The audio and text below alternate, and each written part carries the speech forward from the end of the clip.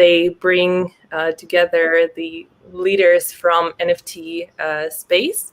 And today we have amazing speakers from Avagachi, from Raffle, from Secret Network, OpenSea, and of course, Coin Artist. And I first would like to ask you to tell us a couple of words about yourself. Jesse, would you like to start? Sure. Thanks for having me. And yeah, I'm with Avagachi. So what we do is DeFi NFT collectibles, kind of like crypto pets, but with yield generating interest. So it gets really interesting at that point. And yeah, happy to be here with you guys and talk about what we're doing with Avagachi.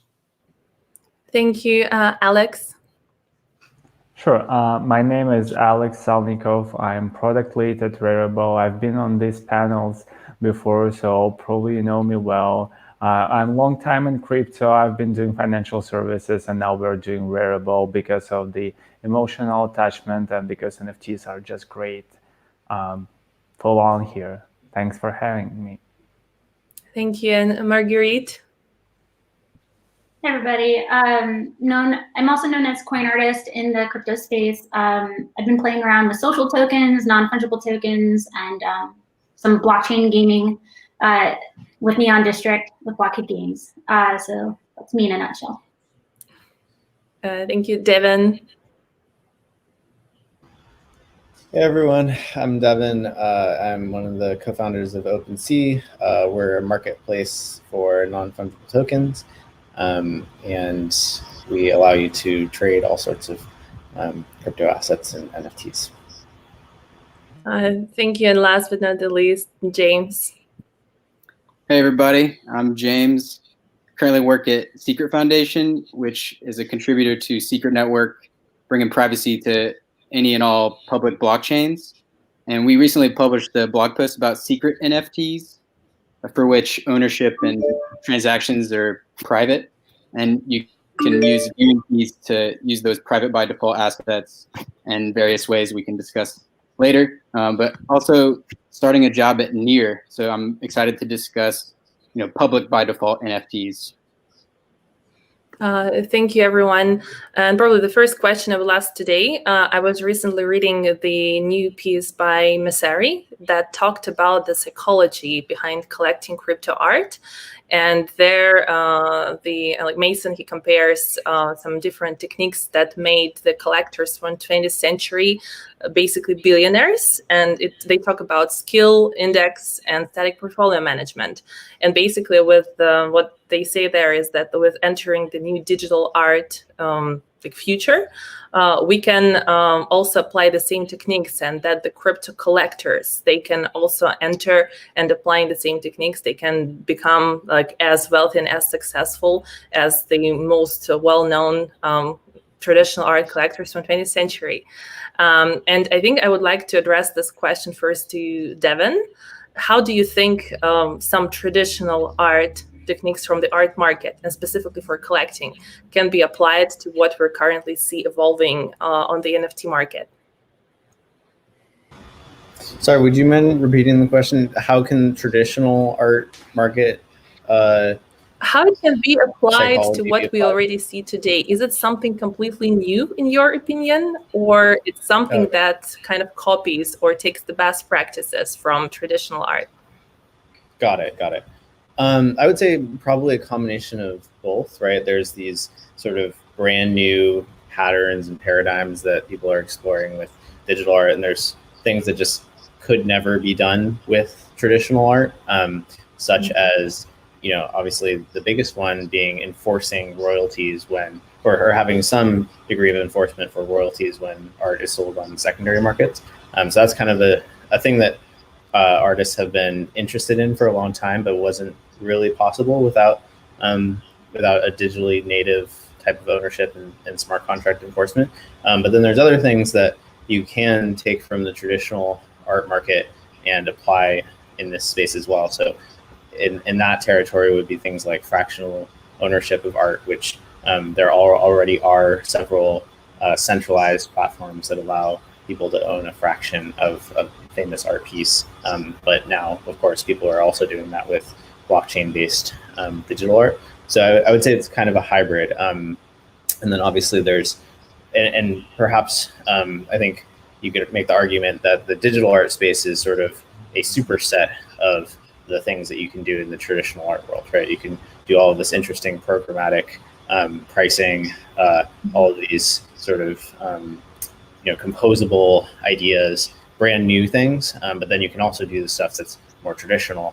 But I think, in my opinion, what will be the leader, or the thing that kind of takes off more, is the new stuff, because that's kind of an additional thing that is being added to the space, as opposed to just sort of taking existing markets and moving them to the blockchain. So that's what I think I'm personally a little more excited about.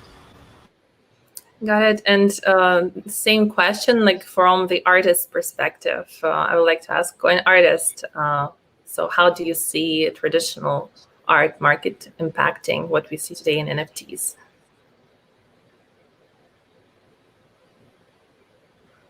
I think you're on mute for now. I wonder if Marguerite can hear me okay. Yeah, I think perfect. Now, yeah. Sorry, I didn't know you were directing that at me. Yeah, so it's just the traditional art. I mean, we're seeing, I guess, a lot of mainstream artists starting to enter the space, coming from the traditional angle, and looking at, and like, I guess, with a lot of them, someone I just interacted with yesterday, who's a pretty famous 8-bit pixel artist. They're just getting their feet wet, so they only want to handle, like, sell something for Ethereum and handle Ethereum, and they're testing out their digital work that they've been making for years, and now experimenting with, what does it mean for me to monetize it this way?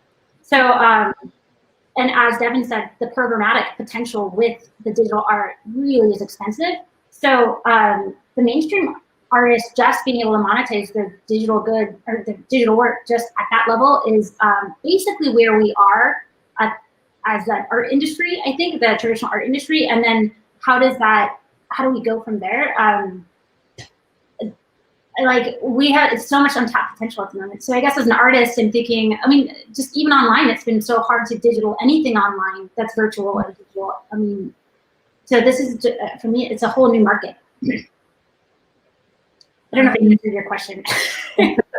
No, it does answer, because I know that it's kind of broad, and I know, like, today on the Rarible community call, we saw an introduction for the new feature, which would be auctions. And I'm very curious about how this mechanism is applied, how it works for NFTs, what are the specifics of it. Maybe, Alex, you can tell us a couple of words about that. Yeah, sure. I think we all know auctions, and taking a step back here, it's really important to understand that I'm totally agree with Ms. Sari that the psychological aspects of art collecting are the same as previously, and that we have a new technology that makes this more efficient, that makes this more fast, more accessible, more borderless. But the psychological roles are still all the same. And recently we introduced auctions, and before, to sell an item with the auction, what you needed an auction house, you needed a group of people to actually gather and to run the show. It was just not as efficient with the new tools. I'm always telling that probably the biggest value proposition of blockchain is we just gave every person here a digital signature, and now they're coordinating not just by telling to each other, but by digitally signing enforceable contracts. And auction is just one type of those contracts. I'm a big fan of what's happening here. I think auctions is more like a must-have feature than an invention here. Obviously, OpenSea has it, and everybody also needs to have it. And I'm more looking forward to introducing more roles from the traditional art markets, such as galleries, museums, and all of those people who really are digging the space to understand what's valuable here and to find new ideas. Well, artists creating new ideas, and they represent them in a digestible format for the people. And I think what really made millions to people who were collecting art back then, a couple of centuries ago or just 1 century ago, was just finding those pieces, which ideas happen to be really influential on the modern society. And that's what it's all about. Got it. And there's another very interesting mechanic of raffles.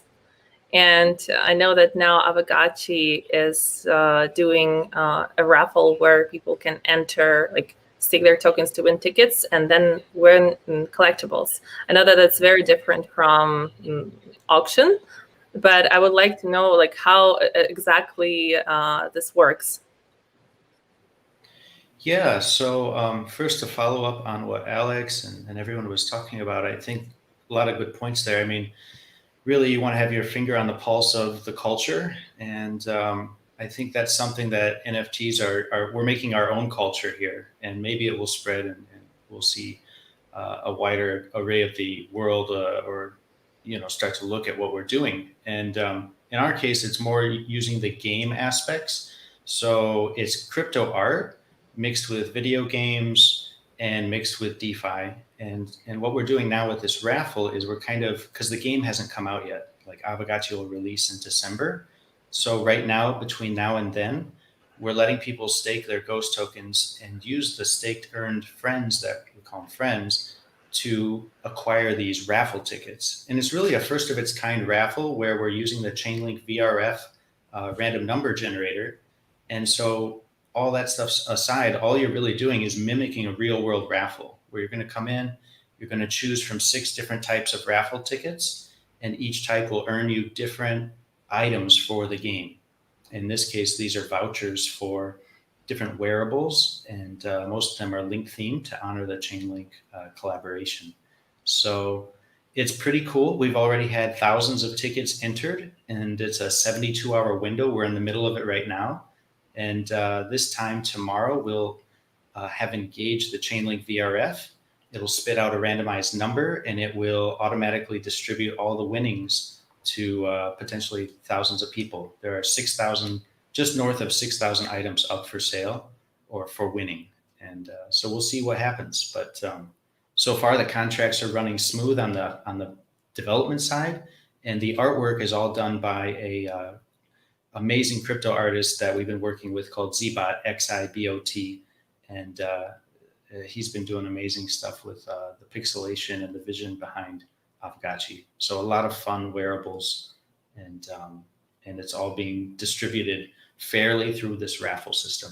That was kind of the idea, is, the crypto ethos of having fair distribution. So that's where that started. It's very cool. Actually, I think the pixel art, it looks like it's one of the trends now in NFT community in general. But before we go into that, I would like to ask a question to James, because when you just mentioned your secret NFTs article that you just released, I get very curious. Maybe you can tell us in brief, like what you're discussing there, because you just mentioned a couple of words in the beginning. Can you tell us more, please? Sure thing. So I'm all about any kind of non-fungible tokens. Love any discussion about it. In particular, I think NFTs representing experiences might require privacy, and it can be interesting to explore the programmable privacy features that you might add to a secret NFT. We've been collaborating with the Inter NFT working group as part of the Cosmos ecosystem, thinking about metadata standards and token standards for cross-chain, structures and really interesting dynamics. The unlockable feature of Rarible comes to mind. There's another, there's all kinds of implementations of stuff like that.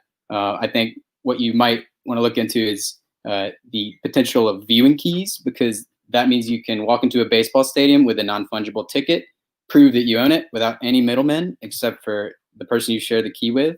And that's a lot easier than using a public by default non-fungible ticket, which means everybody knows that you signed in to the baseball stadium, disclosing your information, and therefore, providing data to the harvesters farming us. And I think it's matter of understanding the breadth of DeFi and the width of what we're looking at. There's a lot of different meanings of finance, and what we're trying to do is open it up.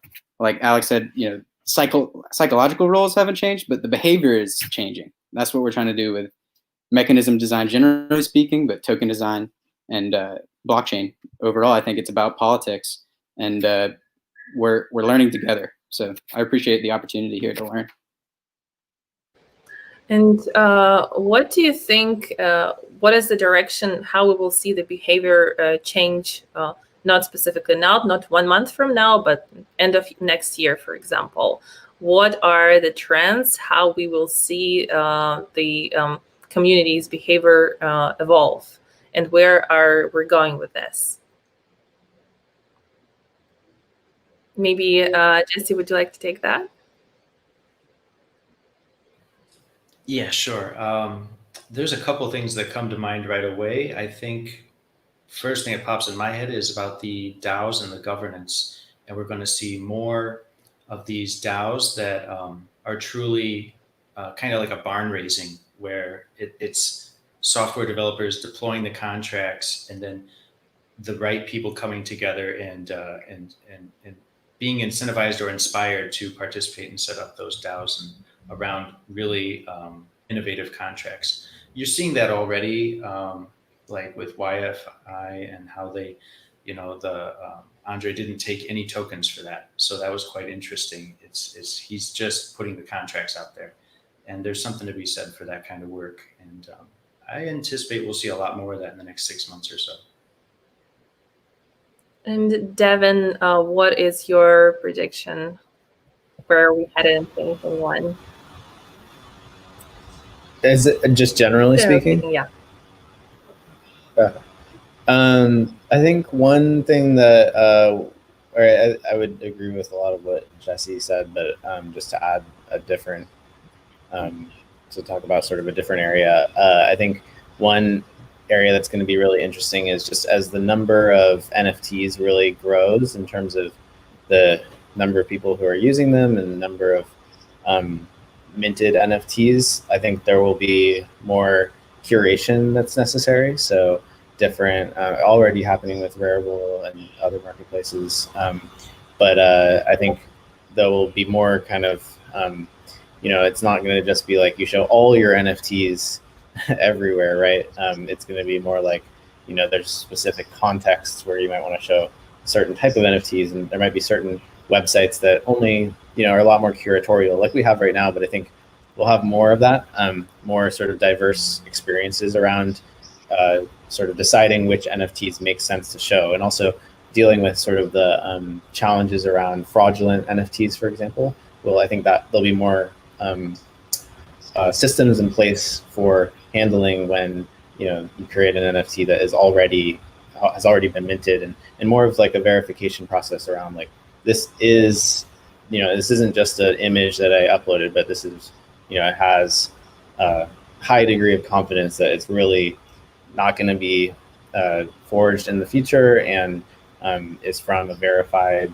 person who has like this sort of reputation on the blockchain. So I think there'll be this kind of interesting, not exactly like a formal reputation system necessarily, but more of like a sort of social consensus around the reputation of different addresses, and marketplaces and other sites will use that to kind of develop more of a story around the art that comes online, versus right now it's kind of this messy situation where like you don't really know when you're buying something whether it's as much about the history of it as you might want to know. Got it. And also, like along the same lines, it's something that James touched on earlier. It's a question for Alex. So what exactly we will see happening with the DeFi trends? Because like we saw like it evolved super quickly, because we saw like as the market was going down, like everyone was suddenly disappointed in DeFi, and and then we're talking about like merging NFT and DeFi, that this is basically two parts of the whole. And Variable was one of the first platforms who actually applied like DeFi mechanisms to NFT market, and where are we going with this? Is it something that will be completely merged and it will be inseparable, or we will be stepping away from some of the mechanisms that are so popular in the DeFi right now? What do you think about that? I think in general, DeFi and NFT worlds would merge because it's all about digital ownership. In DeFi, you own tokens, fungible tokens. You own fractionalized items on chain. You can trade them in a liquid manner. And NFTs are for singular items that can be traded on chain in a singular manner. So it's all about assets, and when we talk about assets, there will be algorithms how to trade them better.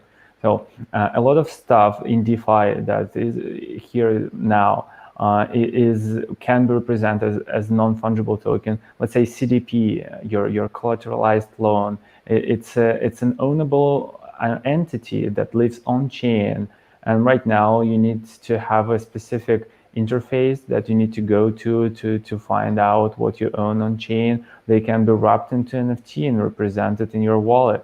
Also, there is movement of fractionalizing NFTs, building NFT indexes, price discoveries for NFT. So we already see that's starting, and once it's finally merged, we will have much more bigger market. I think Rarible wants to experiment on that further down the road by implementing some changes to the minting functionality to be able to mint more utility and based NFTs that really represent something ownable on chain. So yeah, that's my general intuition about where the market is going. Mm-hmm. And I would like to ask my next question to Coin Artist, taking into account like everything that was mentioned. What do you think, what you as an artist specifically want to see from the leading and from emerging NFT platforms? Is there something that doesn't exist yet and there is really a demand for? Yeah, I think that we're gonna see some different platforms that allow, with the interactive NFTs that are sort of happening, where you can create NFTs by like programmatic layers to create more experiences. I think we're gonna have, I guess, tools for communities to do things like building composable memes, or like along those lines of like tools to give communities ways to build NFTs collaboratively, and then have a waterfall, like long tail way to have revenue or royalties or like licensing.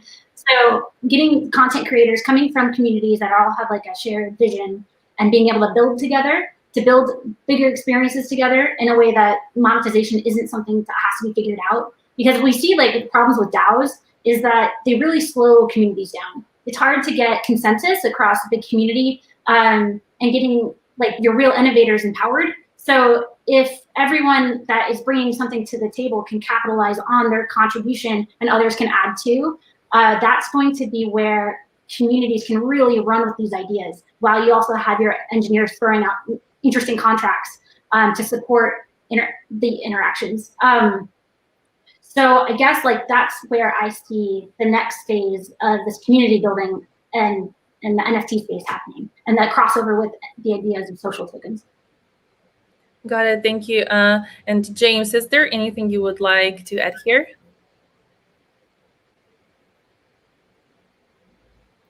Yeah, I mean, just echoing what people have said, and where I think it's going is gaming. I think gaming is the future of blockchain, and art and gaming have been blurred for a while, and it's been even more blurred because of the game theory of economic design happening with tokens. And you know, you don't need anything but a token to create art, but there's all kinds of cool stuff being associated with the on-chain structures in unique ways. So I'm looking forward to all the exploration, experimentation, and results. We're growing and we're learning. Like I was saying, it's just a process. You know, Marguerite, she made a really good point. the DAOs, they do slow everything down, and it's a real problem, this voter apathy. So I think one thing that I know we're taking on is, we said, all right, if we're going to do a DAO, we need to make it fun. And that's something, there's a lot of technical things and incentives that people try to come at to make governance more, approachable and make it stick. But we're going to try a different way, where you have kind of a metaverse experience over like a Zelda 1990s pixelated world, very simple, very approachable. But beyond going there to do meetups or interact, you'll actually have like event-based voting, where you'll actually kind of congregate, spend time together, and then cast votes through this kind of experience. So we'll see how that goes. That's probably Q1 of next year, but I'm pretty excited about that. And maybe it'll address some of these issues that Marguerite was talking about. And also, like, something towards what James said, gaming as one of the future, like one of the most interesting applications. You're currently looking towards building a metaverse, if I understand correctly. So it's kind of the direction that you chose, because you also see this as one of the like best applications. So what are your thoughts around that, and what's your direction? Yeah, just the idea that everything needs to be collaborative. And again, like the idea of bringing things together and people building things together, you kind of need a space to do that. And the most obvious one is to open up a place like Crypto Voxels or Decentraland. But in our case, we want something very lightweight. And so you're less worried about like, polygons and stuff that might be heavy on your browser, but just a lightweight experience where everyone can come together. And that's another reason, besides it being trendy right now, the pixel art made a lot of sense. Mm-hmm. And Rarible has also recently, I think about a month ago or maybe more, opened like online gallery at Decentraland. And so can you tell us, Alex, about your experience around that? Like, is there a demand? Like, is it something like the interface probably like that users like to engage with? Or is still like one step ahead for it to become mainstream? Well, I think in general, NFTs right now lack a display side. So you have an ownership of an item, but where do you show that you have it? You obviously can share a link, and there is a community that can go and see that that you're that person that spent $10,000 on the specific NFTs. But what you really want to do is like to show your car in the real world to everybody else around you. That's why metaverses and NFTs are so popular together. In Somnium Space VR, there is a Museum of Crypto Art exhibition with $300,000 worth of crypto art collected. And our office in Decentraland had 1.7 thousand people attended. That's, I don't know, probably like the second best day in terms of daily active users on Decentraland. So people really enjoyed it because they need to interact with those NFTs. And that will continue to expand, and happily crypto metaverses are just at their beginning of their way to the mass market. They're not that big yet, and there is so many space to innovate and to take your place there. I think that's gonna be huge, especially now this pandemic times when everybody's sitting at home. Yeah, this really important category. Mm-hmm. And also to the point of merging and like the borders between like real world and like digital NFT world, and more also from the art and artist perspective. Marguerite, like in some of your recent artworks, you basically tokenized yourself, because like this is the big topic for you, like the way it's portrayed in the pictures. And I know that on one, like there was like a series that was sold out on OpenSea. Can you maybe share the artist perspective with us, like how you reflect in your art, in your digital art, some things like around yourself or something from the real world? Because I'm very interested in this connection and this borders between real life and NFT. Do you mean the selfies? Yeah, basically, very basic. It's a selfie, but if you try to analyze, and I had a business and arts master's degree actually, and so I'm actually very curious from the professional standpoint here too.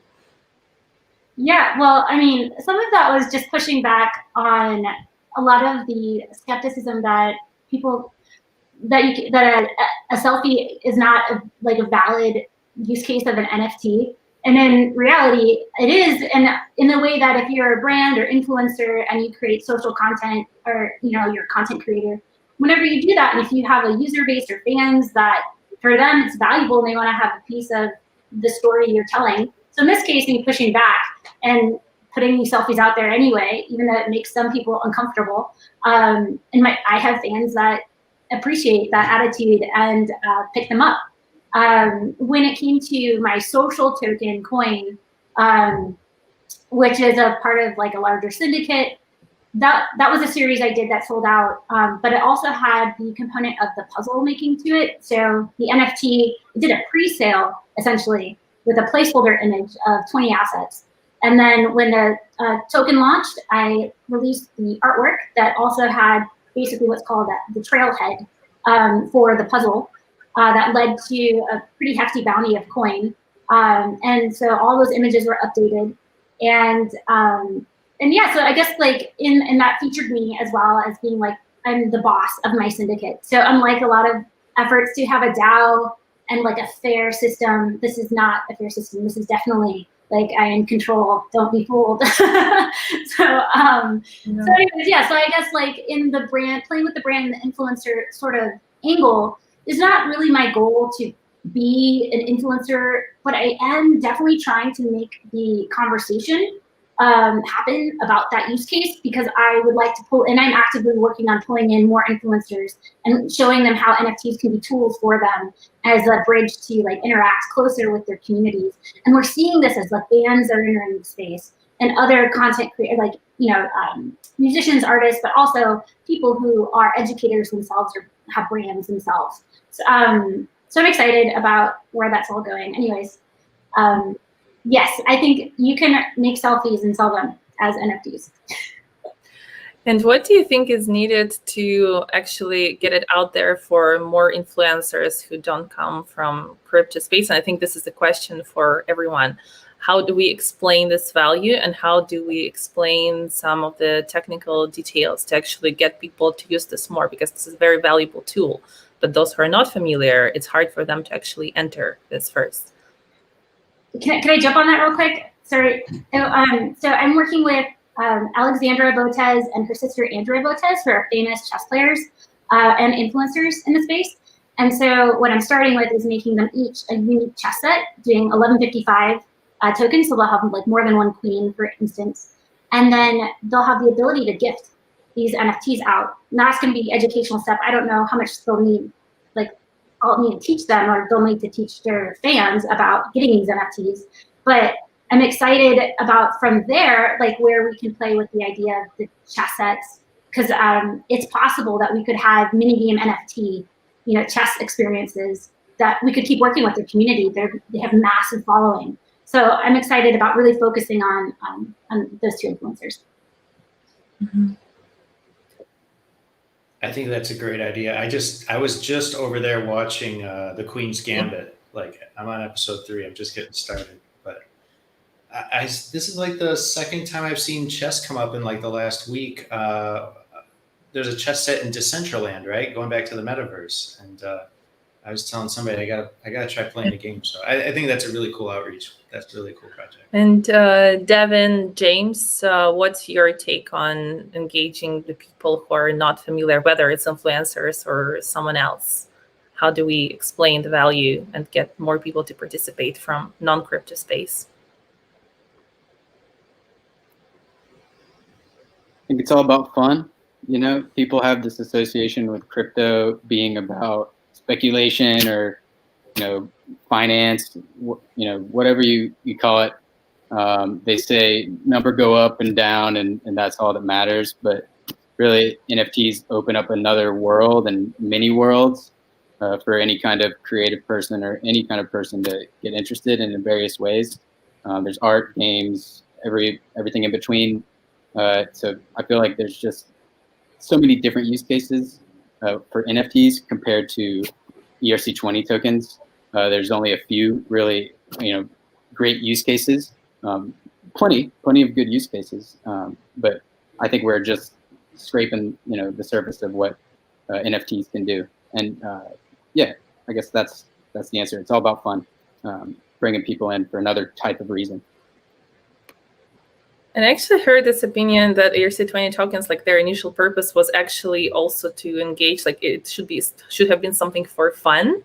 And I heard this opinions from someone on the founding team, which is also interesting. But yeah, like NFTs are fun. much better. Don't get me wrong, they're fun. Well, I think Alex was going to jump in. Well, I just, I don't know if I was trying to hedge the queue here, but I think the real deal to bring out of the crypto users here is to allow them to mint for free and to support credit cards for purchasing. That's what's stopping a ton of people. You need to have ETH to create your NFTs, and you need to have ETH to buy them. And in order to do that, you need to go to some service provider and purchase the crypto. That's where the barriers are. Mm-hmm. And Devin, are there some specific steps that you at OpenSea are planning to take to also engage this non-crypto audience in the future? What's your take on that? Yeah, I would agree with what's been said. I think just a lot of the kind of user experience challenges of setting up a wallet and getting Ether are prohibiting a lot of people from engaging. So we're working on kind of like better fiat on-ramp type solutions and just making the overall kind of experience for new users a lot better. I think it has made a lot of sense to focus on the early adopter community while things are pretty early, and to James' point, while sort of the use cases for NFTs are kind of primitive. But now that there's more and more mainstream artists and mainstream use cases coming online, now I think it's time to start, and also because the infrastructure is getting a lot better, start engaging sort of the new user audience. I think the other thing I would add is just some of the scaling solutions for Ethereum and also other chains, I think will become more and more important as I think, there are ways that we can abstract away some of the complexities of Ethereum, but at the end of the day, I do think that we have to have a higher throughput underlying chain in order to be able to support much more vibrant set of use cases for NFTs, like gaming, for example. So we're also starting to invest in supporting other chains as well. And other chains, what are the what are your preferences here? Oh, we're still in the early stages of it, but we're looking at a whole bunch of sort of layer 2 solutions, so side chains, optimistic rollups, and then also layer 1s like Near, Protocol, and Flow. And to this topic, I would like to ask Jesse, are you working with the different chains as well? And how are you applying different protocols to your goals? Yeah, so with Avagachi, there's so many transactions that you'd need to do to really maximize the enjoyment of the game. And you don't necessarily have to. So we want people to be able to stay on Ethereum mainnet if they simply want to hold their Avagachis or speculate and trade them on markets. But if they want to really play the game, get involved in the Metaverse and the mini games, and really raise their rarity score, because there's like a score, much like the real Tamagotchi, you're encouraged to constantly interact with your crypto pet. You're constantly interacting with this Avagachi. So for sure, we need a layer 2 for that. And we explored a lot early on. We looked at XDAI, Scale, but ultimately, at least for now, we're going ahead with Matic, and things are looking really, really good with them right now. So they've also seemed to be very even before Avagachi on some of my previous projects, they were out there out front engaging with the NFT community, and they seem to be really open to that. So it just makes sense. And it's nice in the sense that if you're familiar with MetaMask and you're working with those things, then it's really a breeze to move over and be active on Matic at the same time. So in fact, we'll see where it goes, but we'll probably be launching on our mainnet simultaneously on Matic. That's our goal right now, to get that out at the same time. Got it. And we still have a bit of time, and probably like my next question will be quite broad, and it will be, what are you most excited about in this space in general, and about what you're working on at the moment? Jesse, I think you kind of started maybe to like talk to that. Maybe you would like to add something to that as well.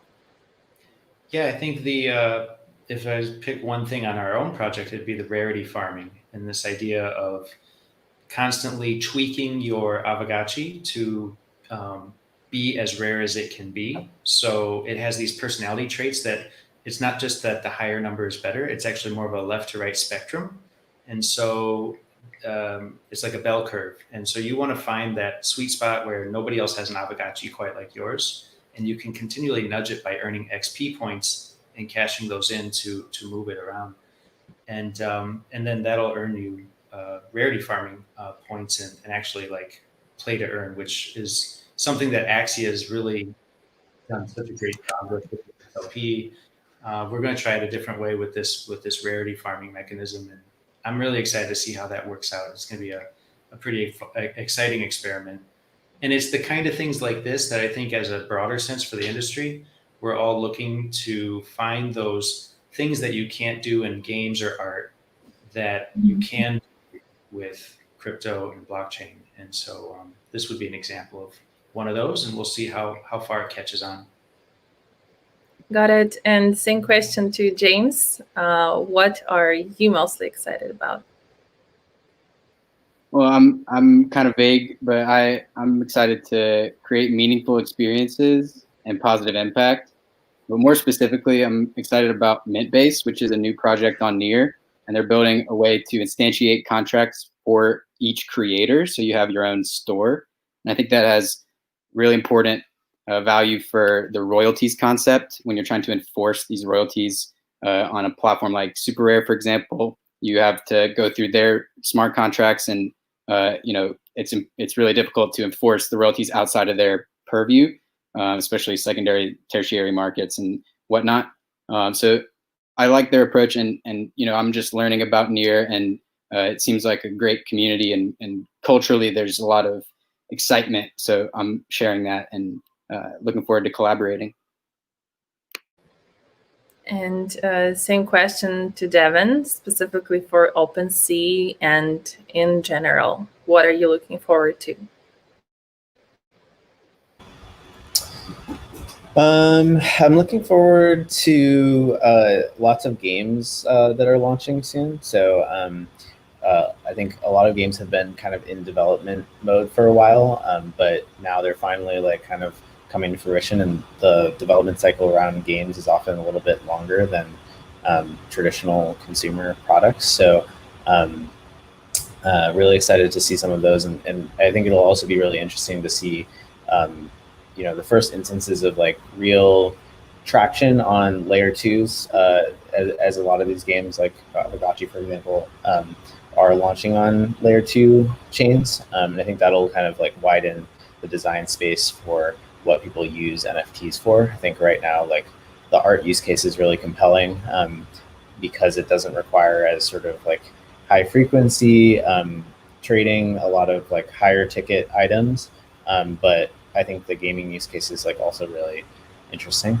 And yeah, just I think more people joining the space, and more general usage and adoption of NFTs I'm looking forward to. Thank you, Marguerite. Yeah, so Neon District is one of those games that's finally, we're going live December 15th. And so actually internally, we're starting to play with our community. We have some like AAA game designers and game developers in our community, so they're honorary playtesters, and it's going to be interesting because we've been working on it for so long that it's definitely something we're getting out, and we're going to be working on iteratively where we go from there, all the way to the ideas of land ownership, apartments, what will the future look like, and working so closely with our community. I've spent a lot of time this past year leaning into cultivating my community, and the coin has been a tool to try to bring that up as well, and also get excited about what other people are building in the community. So pulling in some of those things that originally inspired me, such as just the raw, untapped talent of our community, and then also alongside this iterative development, Neon District, and where these two worlds are going to collide together, is what I'm most looking forward to. Mm-hmm. Thank you. And finally, the same question to Alex. You're on mute. Sorry. Thank you. I'm excited about to have more NFTs now. So the market is really nascent. It's like $20 million worth of NFT trading like monthly. We need to make it to billion like in DeFi. What do we need to do in order to achieve that scale? I think we really need to make the NFT to go on the next level in terms of speed, in terms of the number of use cases, and in terms of value, and in terms of connection to the DeFi world. I'm full on for the experimentation in the sector. Rarible started as the experimentation platform, and we will continue to be the same. Let's see what's new is around the corner. Thank you, Alex. And I think unless anyone wants to add something else, this would be it for today. Thank you so much, everyone, for joining us. Jesse, did you want to say something? Thank you. Yeah, that was the third NFT panel with Blockchain Center. So thank you so much to Anna Ginsberg to putting it together and having all of us, including myself, on it. And we'll see you next time. Thank you. Thank you, everyone. Thanks, everyone. Thank you, guys. See you. Bye.